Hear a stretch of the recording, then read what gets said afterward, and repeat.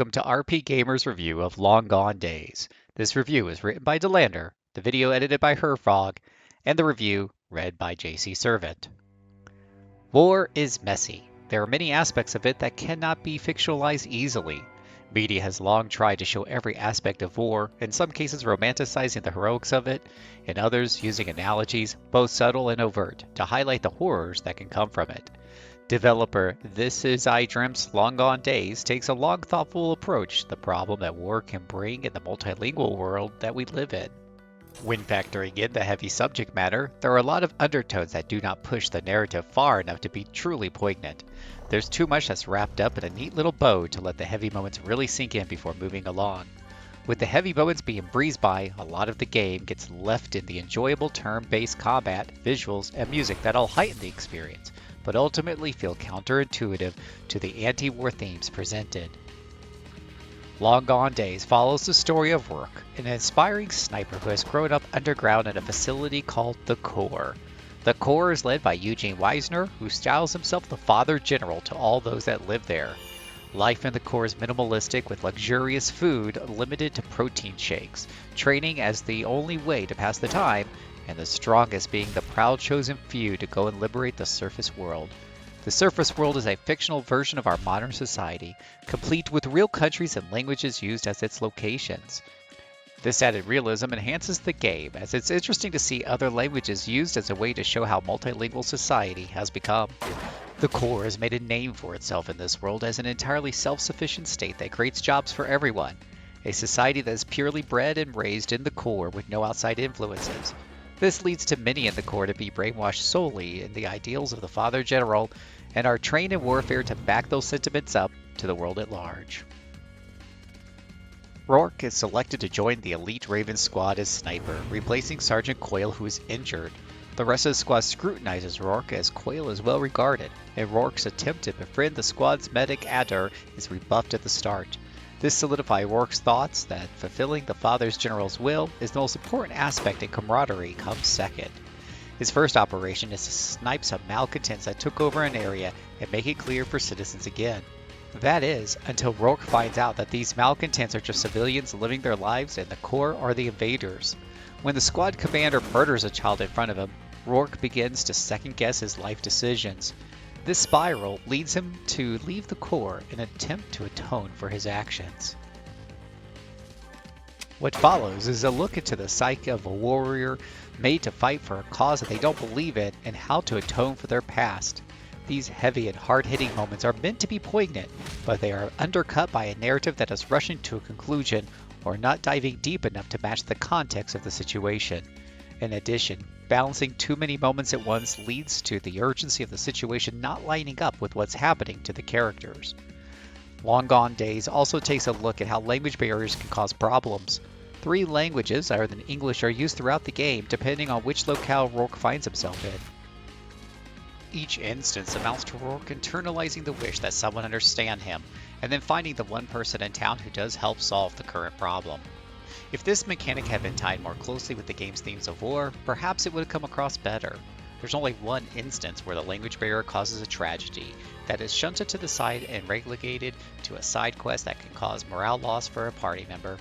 There's a lot of mileage that can come from language barriers as a narrative device, but it is executed in a manner that is minimal in scope for the plot or development of the characters. Morale is also a system that feels underutilized in Long Gone Days. Characters can gain morale by helping NPCs found along the way by completing side quests so they're better prepared for the upcoming attacks. Other than showing a green plus or red negative for choices made, there's no tangible way to keep track of how morale is changing. If it changes options in the story, there's no indication that other plot lines are missed out as a result. There is a lot of emphasis on this mechanic, and many of the quests, including the main story, have moments that indicate a morale shift, but nothing to justify why it matters. Combat is infrequent in Long Gone Days and always scripted. There are no experience points to grind, as characters gain new abilities and boosts in stats from the plot progression instead. Customization to stats is still possible with equipment, but outside of accessories, most of it is just upgrades to what the character is already using. When combat does appear, it is with enemies shown on the map. Avoiding enemies can fit the themes at play, with the party infiltrating an enemy headquarters that has civilian militia in it. This affects Rourke verbally. but mechanically, avoiding combat doesn't change anything. In fact, exploring elsewhere to fight more just gains the party more treasure, both from combat and chest. Counterintuitive to the themes in the game, each battle, by virtue of being scripted, also comes with one or two options for rewards, replenishing some skill points or an item. Sometimes these items are unique to that combat, which makes some parts missable by avoiding fighting, which would fit thematically more than taking out everyone on the screen. As combat begins, the typical character portrait versus animated 2D drawings of enemies starts out. These enemy designs are quite detailed though, and a bit larger than in typical combat models, making them stand out. Turn order is determined by speed, with characters choosing between attack, skill, and item options. Items are primarily healing, but a few grenade options are thrown in as well to damage or debuff enemies. Skills vary between healing, buffs, debuffs, and attacks. Skill attacks are guaranteed to hit, with percentile only affecting debuffs.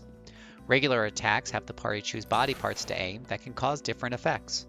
For example, headshots do more damage but are less accurate, and shooting at the arms can give a small chance of paralyzing targets for a turn. Little details such as this make each encounter varied and show the care given to the game. Character personalities factor into combat as well, with one character that's new to using guns being unable to aim at any body part. A shout out must be given to the character who abstains from fighting entirely. Not only is the attack option swapped out for a boost that can randomly give a buff or heal a party member, but the combat items are unable to be used as well. Overall, while avoiding combat fits the plot, battles are not a main feature, so they tend to be easy, even though some bosses can still hit like a truck. Everything on the screen in Long Gone Days has a purpose for being there. In some cases, it's as simple as visual touches that make corridors and rooms feel more realistic, while sharp eyes notice something that stands out. This usually means that it is important to a side quest or leads to more treasure. This makes exploration rewarding while paying attention to all little details in the area. Visuals do have their crutches as well though, as an NPC can be concerned for a friend they haven't seen in weeks that lives less than a block away from them. There are also moments where story scenes occur and a loading scene cuts into the narrative to show a short motion comic style before transitioning back to where it was before. These scenes show more than mere words could, but are also jarring at the same time, making it a wash in how impressive and necessary they are. The soundtrack can get lost in the shuffle as it is on the quieter side, and is often difficult to hear during the narrative. In isolation though, each track brings a lot of punctuation to the surroundings, such as tranquility when at a relaxing location. Long Gone Days is ultimately a case of tempered expectations. The combat and visuals have little details that show a lot of care has gone into everything. The scope of the story is where the snag comes in, as too many hard-hitting moments get lost in the brisk pace that it attempts to juggle everything, making many of them fall flat in execution. This can be disheartening, as there is a nearly constant feeling of wanting them to do more with what they're providing.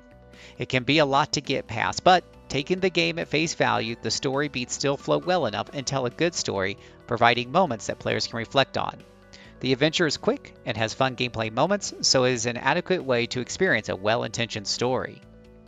This article is based on a copy of the game provided by the publisher. RPGamer gives Long Gone Days a 3 out of 5. For more details, hit up the link in the description below. For more video content, subscribe to the channel.